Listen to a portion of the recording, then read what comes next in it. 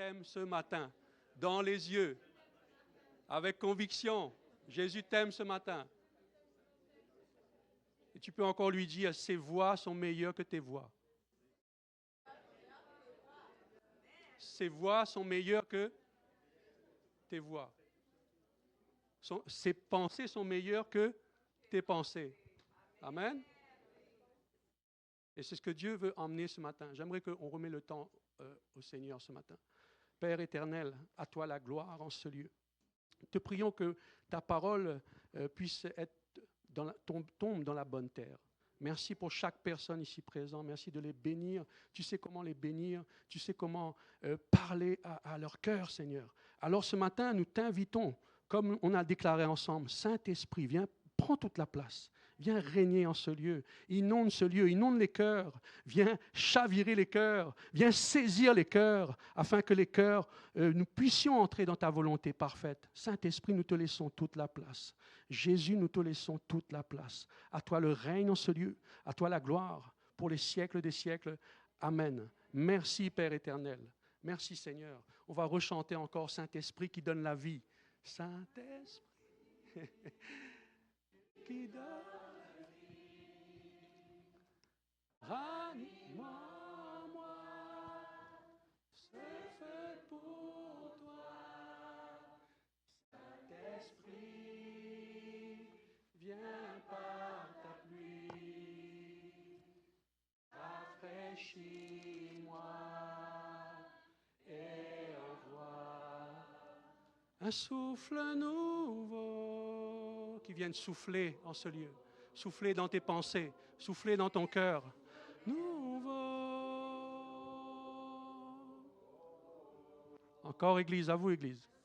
Le nouveau. Un souffle nouveau.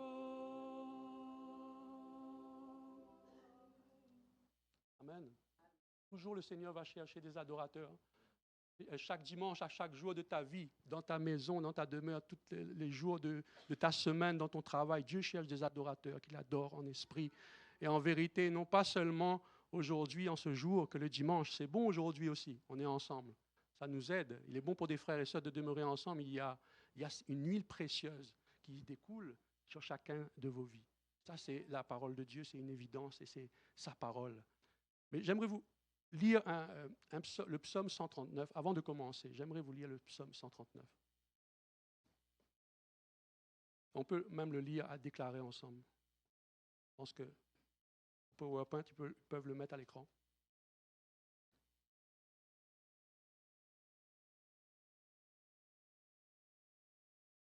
Tu es prêt, Coralie? Le psaume 139, pardon.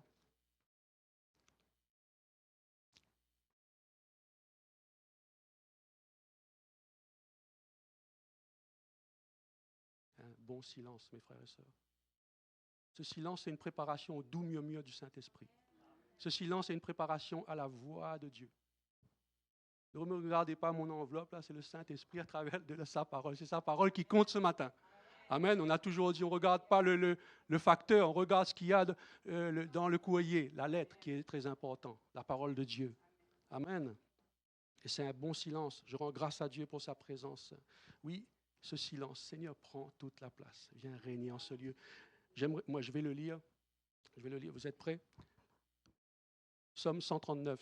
David nous dit, Éternel, tu me sondes et tu me connais.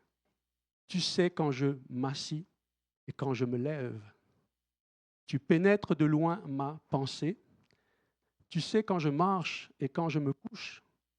Et tu pénètres toutes mes voies, car la parole n'est pas sur ma langue que déjà, ô Éternel, tu la connais entièrement. Tu m'entoures par derrière et par devant, et tu mets ta main sur moi. Une science aussi merveilleuse est au-dessus de ma portée. Elle est trop élevée pour que je puisse la saisir. Le verset 7 nous dit, « Où irai-je loin de ton esprit ? Et où fuirai-je loin de ta face? Si je monte aux cieux, tu y es. Si je me couche au séjour des morts, t'y voilà. J'aimerais arrêter là ce matin de cette lecture. J'aimerais vous le dire à ton voisin. Où irai-je loin de ton esprit? Et où fuirai-je loin de ta face? Vous savez, quand ce passage, ce verset, on va dire, moi, ça m'a touché le cœur à une certaine période de ma vie, mais tout le temps, hein, parce que la parole, souvent, est à point nommée dans des épisodes, des expériences ou des témoignages. Là. Mais je vais vous dire quelque chose. Tu peux pas fuir l'Éternel. Peux-tu fuir l'Éternel? Vous savez ça? Des fois, on a conscience, on ne prend pas conscience de ça. Là. Tu ne peux pas fuir l'Éternel. C'est pourquoi, quand je lis ce verset-là, moi j'ai la réponse, c'est sûr. C'est parce que son amour, il y a son amour qui va te poursuivre là où n'importe quel endroit où tu vas aller. Même si tu quittes le Canada, hein, même si tu vas à Shawinigan ou même si tu vas à, je ne sais pas, à Nicolet, où ça? En Gaspésie aussi. Vous pouvez nommer, je sais qu'il y a des personnes qui viennent des endroits très très loin, à part que nous, l'île de la Réunion, c'est loin aussi, là. Un endroit très loin du Canada, là, juste pour lever les mains. Comment? Cameroun, Liban. Ouais, et pour autant, j'oublie le Brésil. Haïti, ok. Ukraine, Dima, yes, God bless you. C'est juste mon anglais, là, je ne connais pas d'autre chose, là, mais God bless you. Mais sérieusement, mes frères et sœurs, Ukraine, Gabon, Cameroun, Brésil, l'île de la Réunion, l'île Maurice, Mexique, Liban,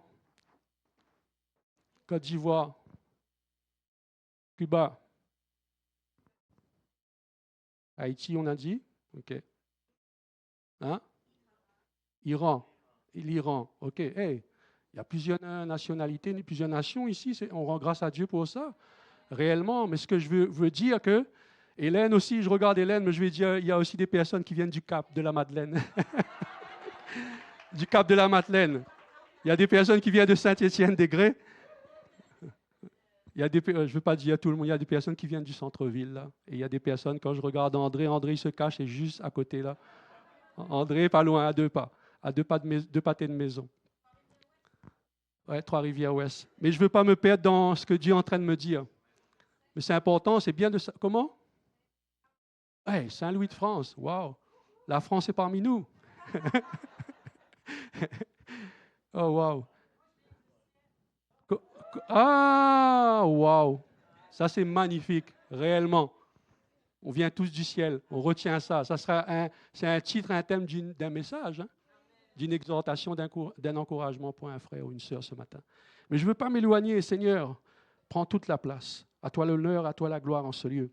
On vient tous d'horizons différents et on est bénis par ça. Mais c'était pour vous dire par rapport à ce verset-là, Psaume 139, que l'amour de Dieu va te poursuivre n'importe où tu vas être. Et il y a une question qui m'a été posée à une certaine époque, là, à quelques années de cela. Je vais dire comme ça, Seigneur, je vais prier avant toute chose, encore une fois, de dire, Seigneur, mets tes mots dans ma bouche, que c'est toi qui parles ce matin. C'est toi qui convainc, c'est ton Saint-Esprit qui vient parler au cœur ce matin. Donc, je voulais dire qu'il y a une question à un moment donné, et ça fait partie un peu du titre du message. C'est que le Seigneur te pose cette question ce matin. Peut-être pour la plupart d'entre vous, je dis bien peut-être, ça ne vous concerne pas. Tant mieux, gloire à Dieu. Mais par mon expérience, par des situations, par des épreuves, beaucoup de choses, là, souvent on vient à l'église, on est là physiquement. Et la joie du Seigneur est notre force, on est là. Mais souvent on est à l'église, on est là physiquement, je vous vois, quand on parle de ce verset-là. Mais Dieu, moi je ne connais pas votre cœur. Dieu connaît tout. Il voit tout, il sait tout. Il dit bien, on a lu ensemble les détails, Si on peut le relire tout à l'heure. Il n'y a pas de problème avec ça. Il sait tout. Et souvent, on est là physiquement, mais notre cœur est absent. On est là physiquement, mais notre cœur est absent. Attention. Aujourd'hui, c'est pas on n'est pas là pour juger, condamner, accuser. Non. Si le Seigneur emmène ce passage, ce message, c'est pour te ramener à lui. Te ramener à lui. Et pourquoi? Parce qu'il t'aime déjà et il veut restaurer ton cœur. Et cette question, pourquoi, je vais vous la poser, pourquoi fuis-tu loin de moi? C'est cette question. Pourquoi fuis-tu loin de moi? Ce que Dieu veut te dire ce matin, c'est qu'il veut te ramener, il veut que tu te repositionnes dans ses voies. On dirait que ça ne parle pas à quelqu'un ce matin. Il n'y a pas de réaction. Mais le but, ce n'est pas la réaction. Le but, c'est le cœur, là. Même s'il n'y a pas de réaction, mais je pense que Dieu veut parler au cœur. Et c'est le plus important. Et moi, je me souviens, à une période, avant de venir ici, je pense que mon épouse avait déjà témoigné de ça, ça fait partie de notre témoignage aussi, que le Seigneur m'a posé cette question. Pourquoi fuis-tu loin de moi? Et pourtant, il me pose cette question, mais Dieu connaît toutes choses. Il sait pourquoi je fuis finalement. Mais cette question est posée pourquoi? Parce que quand tu poses cette question-là, c'est comme s'il y a quelque chose qui vient de travailler dans ton cœur et tu viens reconsidérer tes voies. Tu viens reconsidérer dans quelle voie tu es. Tu te poses des questions. Est-ce que je suis dans la bonne voie? Est-ce que c'est plein de choses comme ça qui m'est arrivé par le passé. Et à un moment donné, je vais vous expliquer par rapport à l'appel de Dieu sur ma vie, on va dire. Et à l'île de la Réunion, on avait cette soif de servir Dieu. Et moi, nous, on criait à Dieu de le servir n'importe où. On disait ça. Seigneur, utilise-moi. Ça, c'est une prière. Utilise-moi, Seigneur, là où tu veux. Et je me souviens, en faisant ces prières, en disant, on était dans ce zèle, le zèle que donne l'Évangile. On parlait de Jésus à la famille, même s'ils n'écoutaient pas. On parlait de Jésus à nos amis, même s'ils n'écoutaient pas. Et même, on témoignait, même s'ils n'écoutaient pas. On avait ce feu et ce zèle-là. Et ce qui s'est passé, c'est que en disant cette prière, utilise-nous, on avait cette soif, Seigneur, je ne vis plus pour moi-même. C'est Christ, c'est toi qui vis en moi, Seigneur, utilise-moi. Utilise-moi puissamment. Combien fait ces prières-là? Combien?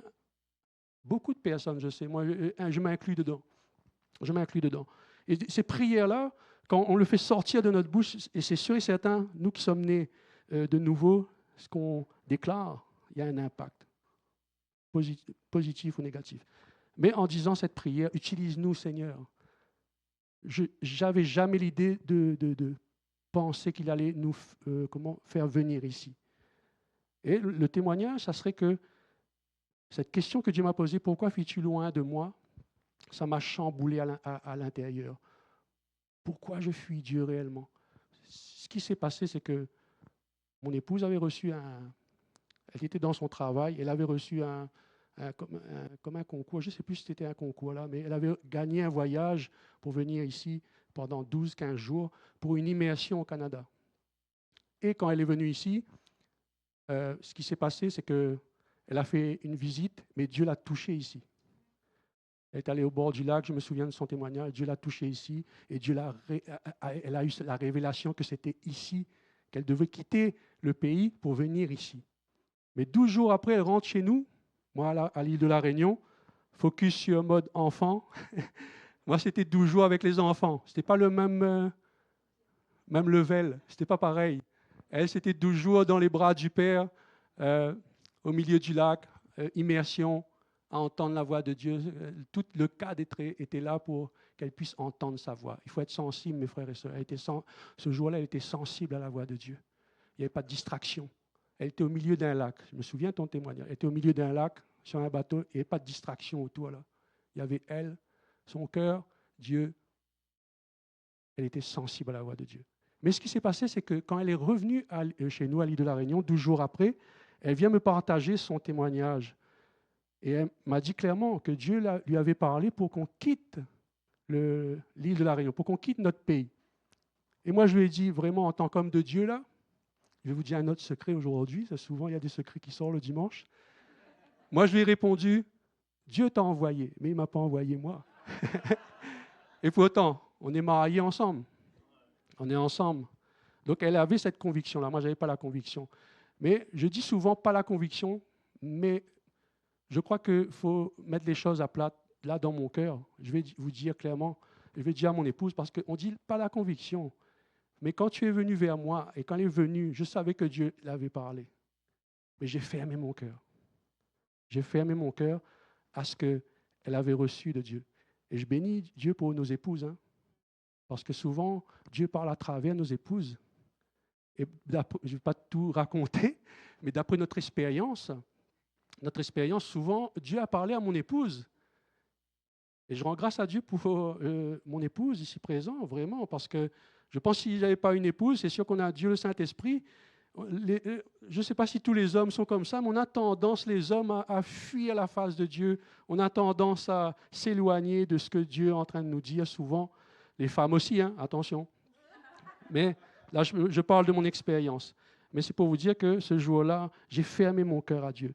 Et aussitôt que j'ai fermé mon cœur à ce que Dieu était en train de dire à mon épouse, aussitôt que j'ai fermé la porte, j'ai fermé mon cœur, vous savez, je me suis complètement endurci là, éloigné de Dieu. Vous savez, ça va loin. Ça a duré 1 an et demi. 1 an et demi avant d'accepter de ce que Dieu était en train de dire là. 1 an et demi, mes frères et sœurs. Peut-être pour certains, ça prend plus longtemps, mais pour moi, c'était très long parce que c'était un combat intérieur. L'atmosphère intérieure, mais aussi l'atmosphère familiale. Tu sais, quand tu fermes ton cœur, Dieu veut te parler, tu fermes ton cœur, c'est, on va dire, la désobéissance. Hein. C'est la désobéissance, la rébellion. On n'est pas là pour vous juger ce matin, c'est pas ça. Même pas pour accuser. C'est pour, si Dieu met l'accent là-dessus, c'est pour qu'il veut vous ramener là. Il veut ramener les cœurs. Il veut ramener les cœurs. Et ce qui s'est passé dans cet endurcissement de cœur pendant 1 an et demi, il y avait souvent que j'entendais, je pense que j'ai déjà parlé de ce témoignage, il y avait souvent que j'entendais le Canada, Québec, je voyais ça, des émissions, des films à la télé, Canada, le sirop d'érable, plein de choses qui venaient comme ça. Et mon cœur, non mais je vais vous dire quelque chose d'important, mon cœur était de plus en plus fermé à ça. Donc ça voulait dire que c'était un stress pour moi, une pression. Pourquoi? Parce que je savais qu'il voulait qu'on parte, mais mes raisonnements, mes pensées, mon cœur, moi, je ne voulais pas partir. Mais ça, c'était mes pensées à moi, c'était mon cœur à moi. Je ne voulais pas partir, je ne voulais pas quitter mon île, je ne voulais pas quitter ma famille. Et ce qui s'est passé pendant ces 1 an et demi, ça a été à l'intérieur de moi. Peut-être que ce n'est pas physiquement visible pour certains à des moments précis, mais ça a été un combat. Ça a été difficile. Vous savez, quand le cœur est fermé comme ça, tu rentres dans un endurcissement de cœur. Là, tu tu viens orgueilleux. C'est ça, on va dire comme ça, là. Et ton cœur s'endurcit. Et puis, quand Dieu te parle, quand tu vas à l'église, c'est ça que je voulais dire tout à l'heure, tu vas à l'église. Et j'allais à l'église pourtant. Physiquement, j'étais assis comme vous. Hein. Là.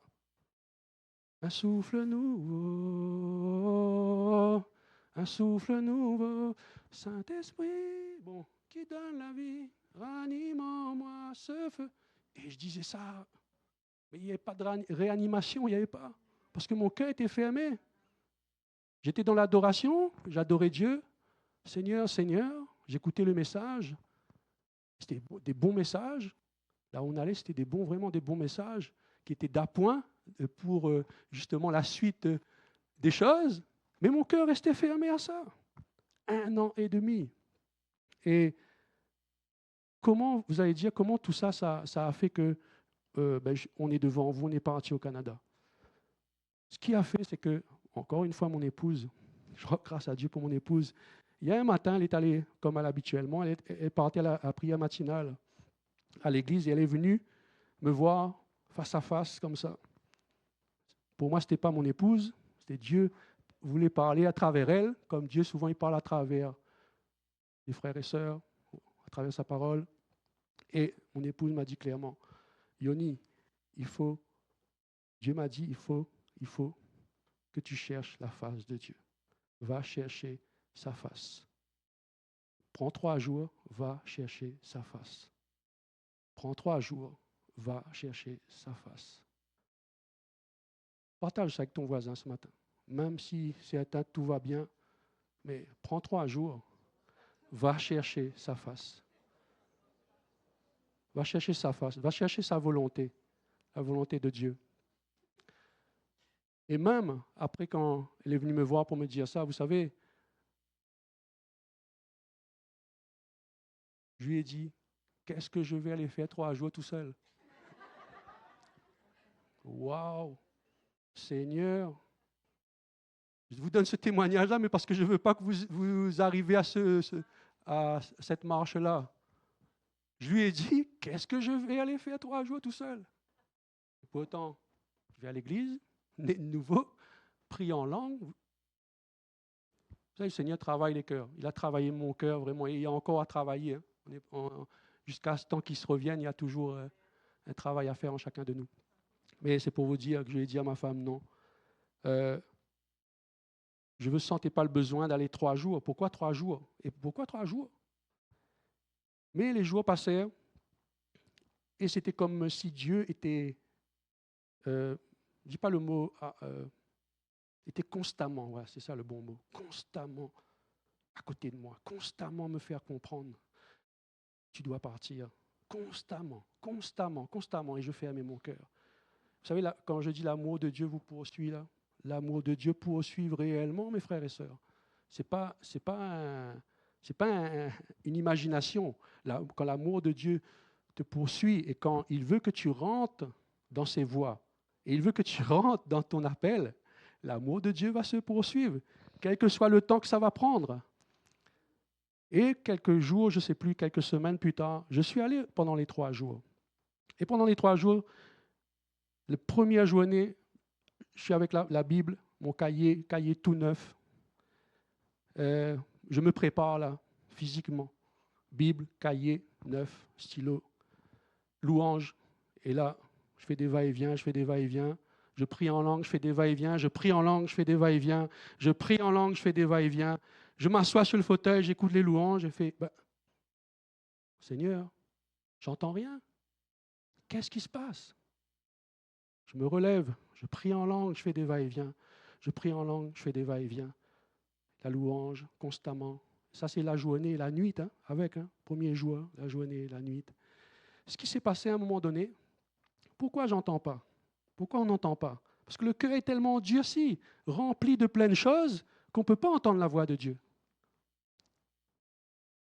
Et ce qui s'est passé, c'est qu'à un moment donné, la voix était... Tu vois, quand il y a un silence, comme je vous disais tout à l'heure, le Saint-Esprit comme un doux murmure, et il parle comme un doux murmure dans les cœurs. Il y a une voix qui était claire. Mets-toi à genoux.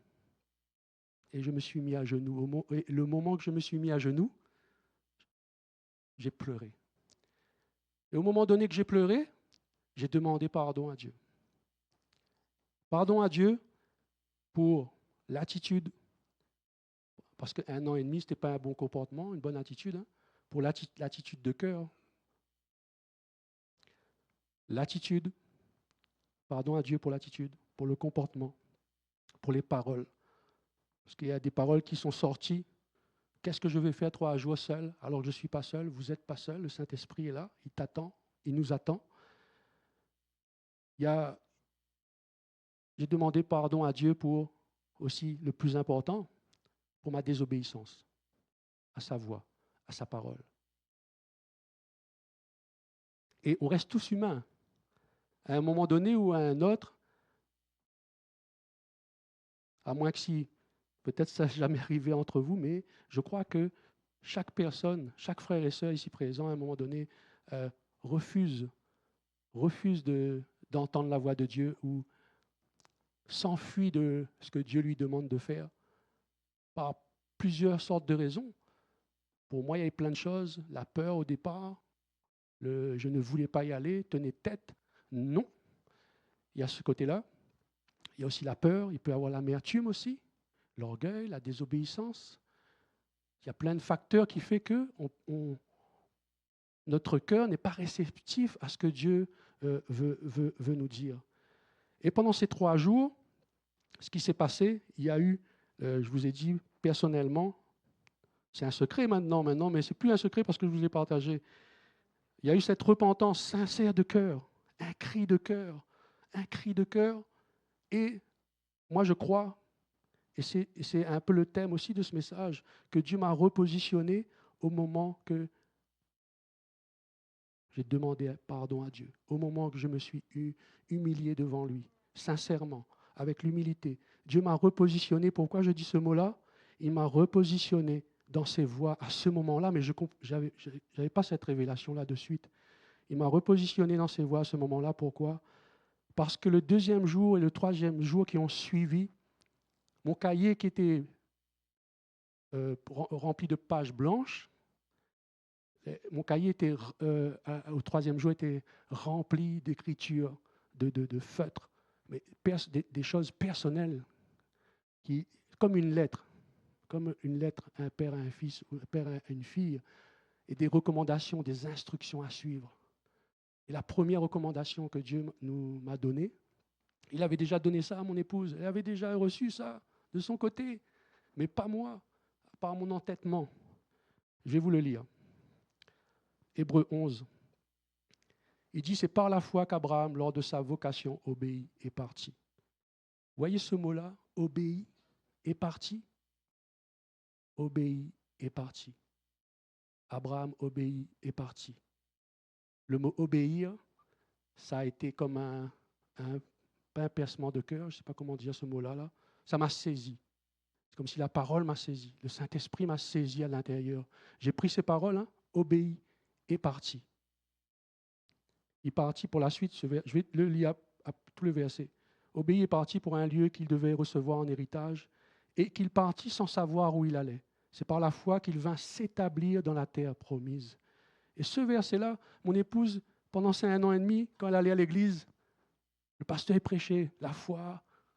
La foi vient de ce que l'on entend vient de la parole de Dieu. Et elle avait déjà reçu ce verset-là. Moi, je la voyais pleurer avec ce verset-là et moi, j'étais à côté. Je dis, OK, Seigneur, tu veux que je parte, mais moi, je ne veux pas partir, tu veux que je parte. Mais moi, je la voyais touchée par la parole de Dieu. Je la voyais. Je dis, Seigneur, et je n'étais même pas dans l'optique de dire, je veux ressembler, je veux être comme ça. Non, j'étais plus comme ça.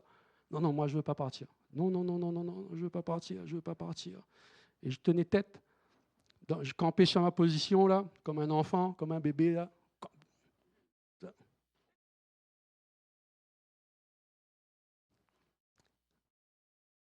Mais c'est ça. Dieu est bon et fidèle, mes frères et sœurs. Ce verset-là, le mot obéi est parti. Moi, j'ai pris ce verset-là. Depuis le 3e jour, quand je suis allé dans ce lieu-là, à part avec le Seigneur, à part, consacré, on va dire dans ses bras. On va dire face à face, mais le plus important, c'est quelque part, c'est dans les bras d'un père, dans les bras du Père. C'est ça. Moi, je n'avais pas connu ce côté-là d'un papa, un papa, on va dire, naturel. Et quand je suis ressorti de ce 3 jours, j'étais dans les bras du Père. Il voulait prendre soin de moi. Il voulait que je rentre dans ses voies, parce que ses voies sont meilleures. Ses voies sont meilleures. J'aimerais vous lire le psaume. C'est un psaume 16, verset 11, qui dit « Tu me feras connaître le sentier de la vie. Il y a d'abondantes joies devant ta face. » C'est ce que j'ai vécu pendant ces 3 jours et je crois que vous aussi, vous avez vécu des expériences avec Dieu. Mais je crois aussi que Dieu va encore vivre, faire des expériences avec toi. Et je prie le Seigneur que tu puisses renouveler tes pensées ce matin, changer ta façon de voir. Mais je vais relire ce verset-là pour toi. C'est devant sa face, dans sa présence, dans sa volonté, dans ses sentiers. Tu me feras connaître le sentier de la vie. Il y a de la vie. Il y a de l'abondante joie devant ta face, des délices éternelles à ta droite, des délices éternelles à ta droite. C'est vraiment un bon verset qui peut changer la direction de ton cœur ce matin. Alors grave la parole dans ton cœur, réellement. Et donc, ce qui s'est passé pendant ces 3 jours, je me souviens, ces 3 jours, c'était le jour de mon anniversaire, pour vous dire. C'était le jour de mon anniversaire et mon épouse disait, alors, tu as reçu quelque chose. Elle est venue me voir. Alors, tu as reçu quelque chose, tu as reçu quelque chose. Mais pareil, je lui ai rien dit, mais elle voyait de mon visage que j'avais reçu de part. C'était bon, on part. Seulement le regard et seulement l'attitude et le comportement. Et notre marche par la foi a suivi comme ça.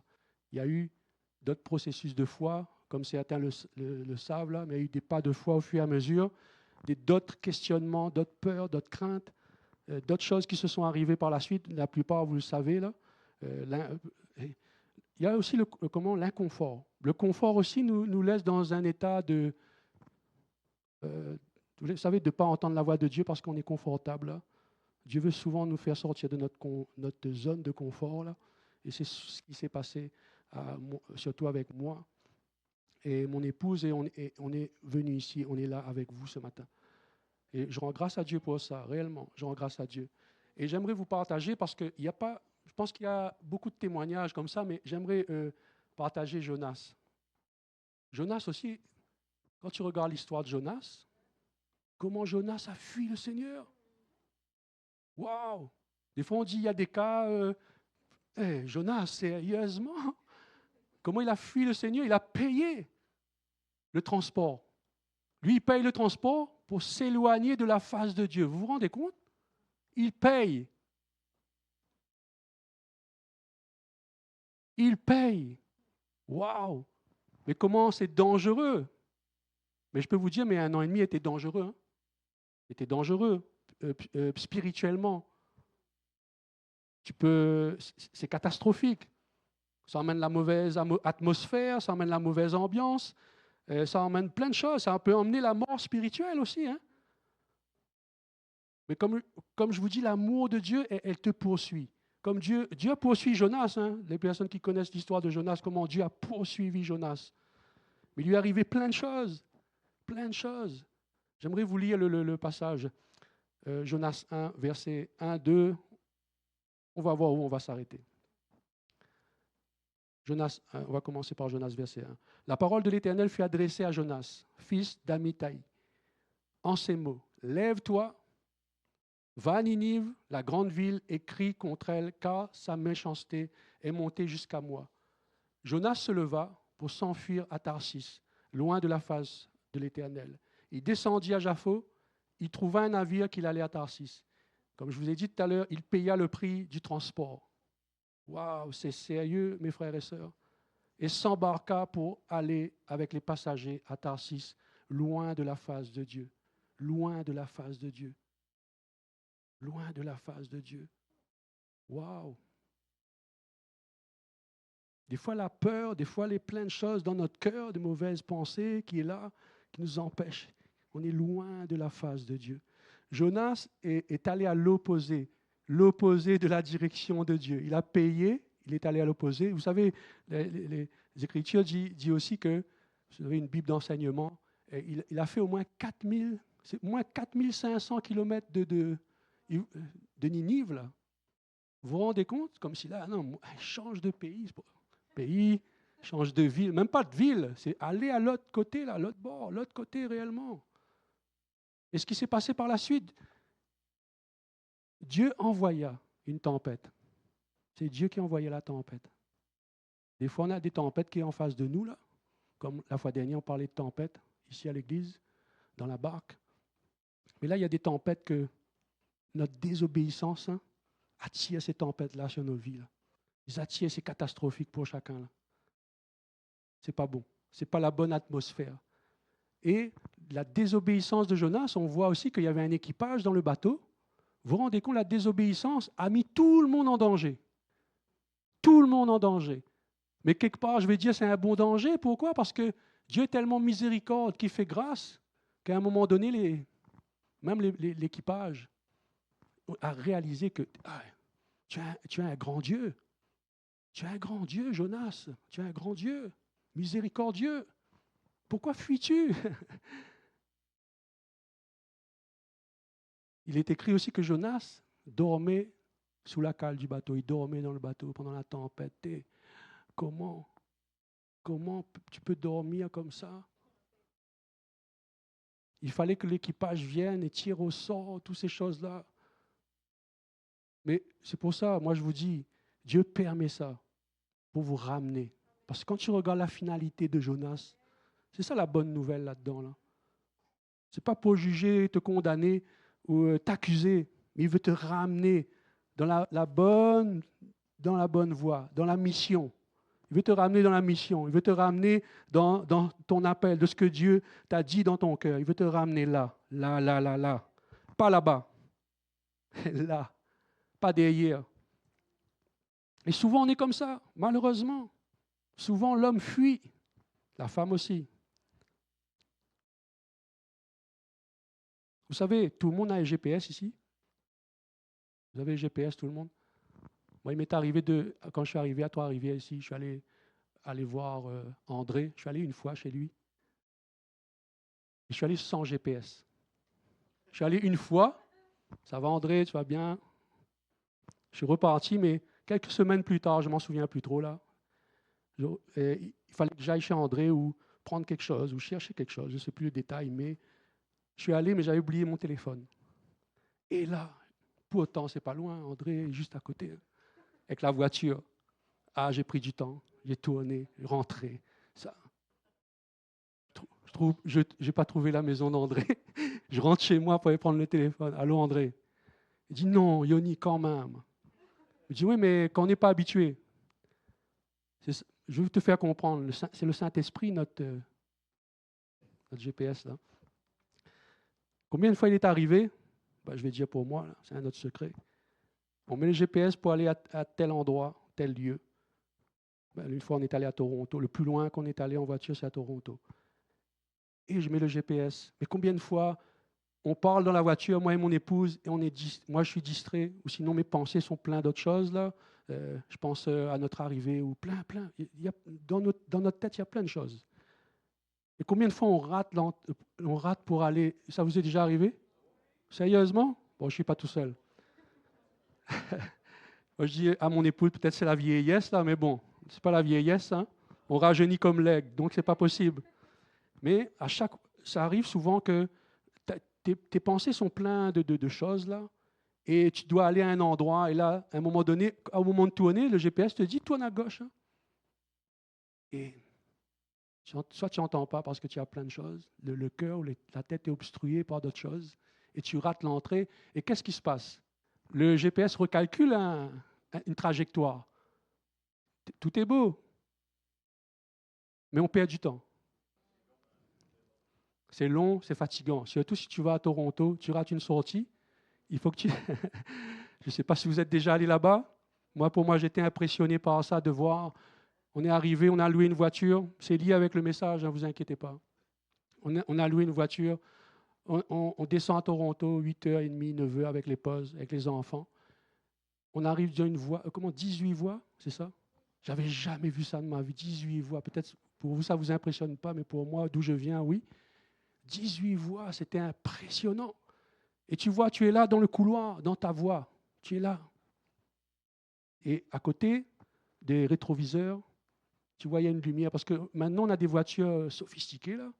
Quand il y a une voiture qui passe à côté, il t'interpelle pour te dire, fais attention, va pas dans l'autre voie parce que l'autre, il arrive à toute vitesse, là. Et ce n'est pas sécuritaire, c'est dangereux. Donc, ce qui s'est passé pour aller à Toronto, je suis resté toujours dans ma voie, dans cette voie-là, hein, parce que le clignotant des rétroviseurs, sans arrêt, il clignotait comme ça. Tac, tac. Les gens roulaient vite. Il fallait être attentif. Pour aller dans l'autre voie, il fallait vraiment être attentif, sensible. Là. Les gens roulent plus vite qu'ici. Hein. Sûr et certain. 140, 150 sûr. Sûr et certain. Les camions, c'est fou. Bon, là, il ne faut pas que je m'éloigne. Mais c'est pour vous dire que la voie de Dieu, Dieu veut nous emmener dans cette voie-là. On doit focuser sur cette voie-là. Pour ne pas s'éloigner pourquoi aller loin et que c'est dangereux pour nous. En plus, certains n'ont pas conscience de ça, mais certains ont conscience que c'est dangereux, mais ils le font quand même.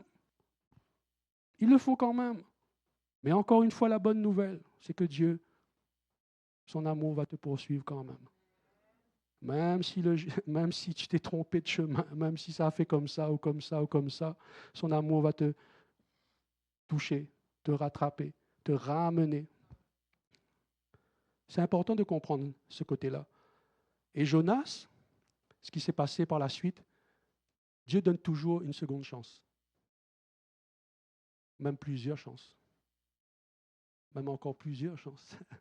Mais quand on regarde l'histoire de Jonas, Dieu a donné une autre chance à Jonas. Tu sais, quand Jonas, à un moment donné, on l'a jeté, il était dans le bateau, on l'a jeté dans la mer. Dieu, même dans la tempête, les marins ont jeté Jonas dans la mer. Même là, Dieu avait trouvé la solution pour Jonas. Un poisson. Un poisson est venu à envaler Jonas. On peut dire une baleine, mais Jonas est resté 3 jours. Rappelez les 3 jours, le face à face avec Dieu, là. Jonas est resté 3 jours dans le poisson. Vous imaginez? Peut-être l'odeur, peut-être plein de choses. Mais c'est sûr que ton cœur, là, tu dis que tu vas mourir là, pendant ces 3 jours-là. C'est une mort certaine, déjà, physiquement, et quand on parle de nous, c'est spirituellement aussi. Mais ce que Jonas fait, il trouve la grâce de Dieu, parce qu'il crie à Dieu. Il prie à Dieu. Et il prie à Dieu, oui, mais il se repent aussi. Je pense que dans ces 3 jours-là, il a demandé pardon à Dieu. Je crois qu'il a demandé pardon à Dieu. Et je crois qu'à ce moment-là, après les 3 jours, cette repentance, cette démarche de revenir, de s'approcher de lui, le poisson l'a rejeté. Vous connaissez cette histoire? Sinon, on peut le lire. Hein. Il n'y a pas beaucoup de chapitres. Mais si vous connaissez cette histoire, je vous invite à le lire chez vous. L'histoire de Jonas, elle est vraiment magnifique. Elle est riche à d'autres enseignements aussi. Hein. Ça peut aller l'évangélisation. Je ne sais pas comment Dieu parle à votre cœur ce matin-là. Mais moi, le plus important là-dedans, c'est le repositionnement, le pardon. Moi, aussitôt que Jonas, et comme avec mon témoignage là que je vous expliquais, et Jonas a demandé pardon, et au moment-là, Dieu l'a repositionné. Et qu'est-ce qui s'est passé par la suite? C'est que Dieu lui a donné encore une chance, lui a demandé, Jonas, lève-toi, va à Ninive. Qu'est-ce que Jonas a fait d'après vous? Pour ceux qui connaissent, ils vont me répondre, c'est sûr. Comment? Il a obéi. Mais il fallait passer par tous ces chemins-là pour obéir, pour entrer dans la voie de Dieu. Vous rentrez tout ce chemin-là. Parfois, c'est nécessaire pour travailler le cœur, pour que le cœur soit rempli que de lui et plus de nous. Mais aujourd'hui, ce message, pour moi, il est important que ça passe, que Dieu veut te repositionner, mais on sait comment, quoi faire pour que Dieu nous repositionne. Et ce n'est pas avantageux pour toi ou pour moi de s'éloigner de la face de Dieu. Ce n'est vraiment pas avantageux. Vous croyez à ça? Parce que l'histoire de Jonas, c'est une histoire qui vient de la parole de Dieu, elle est réelle. Hein? Et je pense que beaucoup d'entre nous ont vécu ces expériences-là. Et c'est très important qu'on puisse saisir ça ce matin. Si Dieu veut que tu te repositionnes dans certains domaines, dans ce qu'il a, c'est lui, il sait qu'est-ce qu'il t'a dit. Donc c'est très important de te repositionner.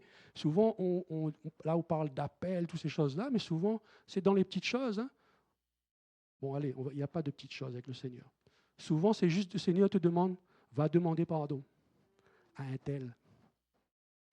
Ouh là là là là. Et là, tu veux. Et là, tu fuis la face de Dieu. C'est arrivé souvent. Faut pas se cacher, il ne faut pas se voiler la face là, parce que je crois que Dieu veut. On n'est pas tous parfaits, mais Dieu veut toucher notre cœur. Il ne cherche pas la perfection là, mais il cherche le cœur là. Et quand il dit va demander pardon, pardonne. Pardonne à la personne qui t'a fait du mal. Pardonne à la personne qui t'a fait du mal. Ça, c'est difficile. Hein? Je sais que ce n'est pas facile, ça. Mais on s'éloigne.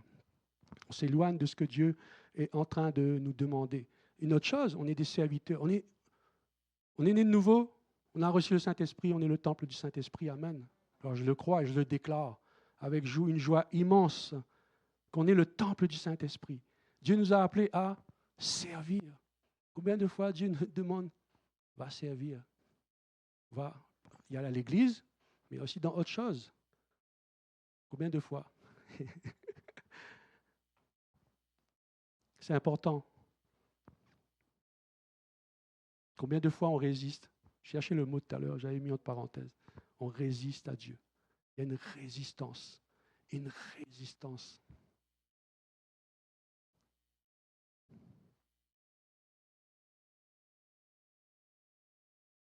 Crois-tu que Dieu veut te repositionner ce matin? C'est sûr pour certains, ils ne disent pas trop Amen, parce qu'il dit, si je dis Amen, c'est que je vis telle chose, et enfin, c'est que je suis éloigné et Dieu veut me repositionner. Regarde pas, on n'est pas là pour regarder aux voisins, on n'est pas là pour regarder à droite ou à gauche, on regarde à Jésus ce matin.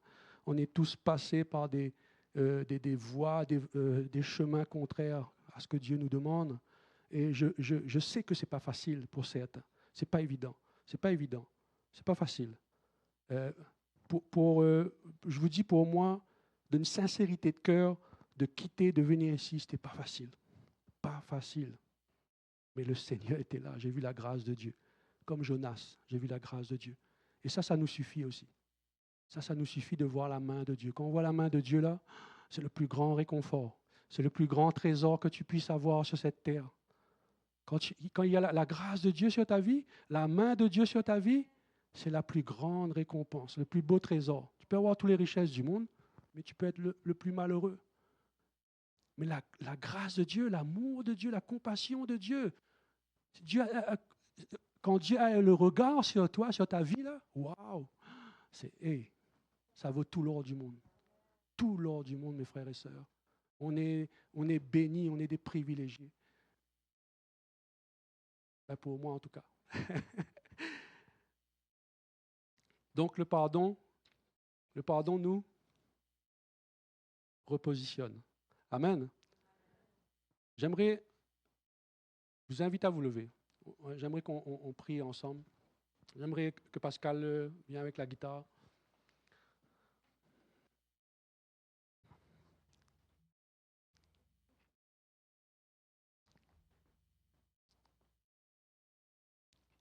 Vous pouvez éteindre les lumières, s'il vous plaît. Merci.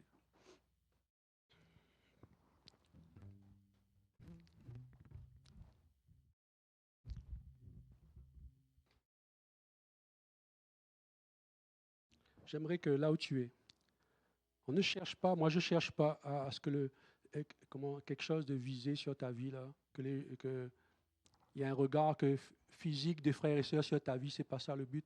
J'aimerais vous inviter à fermer les yeux, tout simplement. Vous inviter à fermer les yeux et focuser sur Jésus.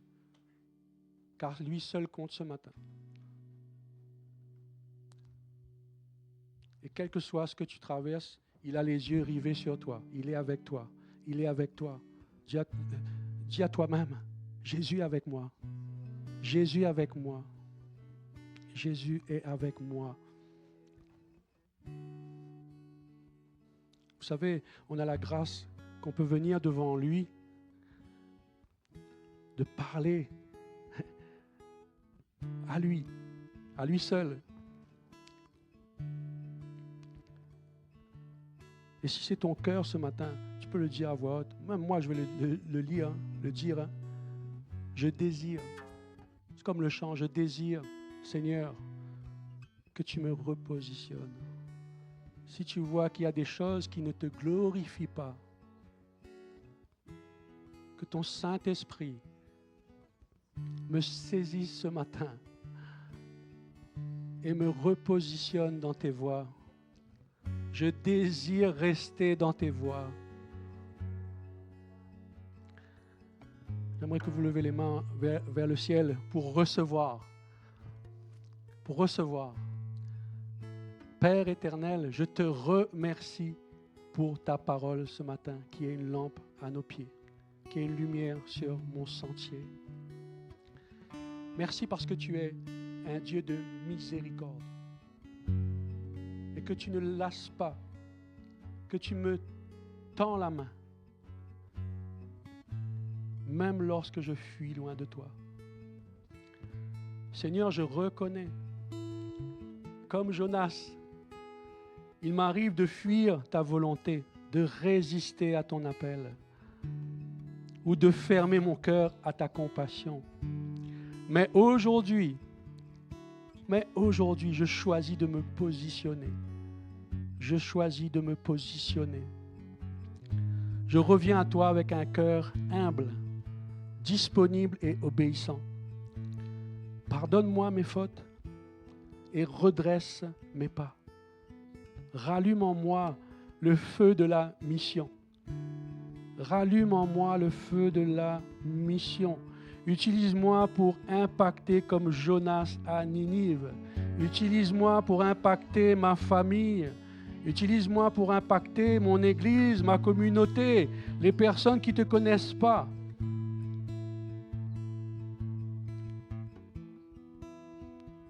Et je te dis merci, Père, que lorsque je suis dans la tempête, tu es toujours là, prêt à me restaurer, prêt à me repositionner.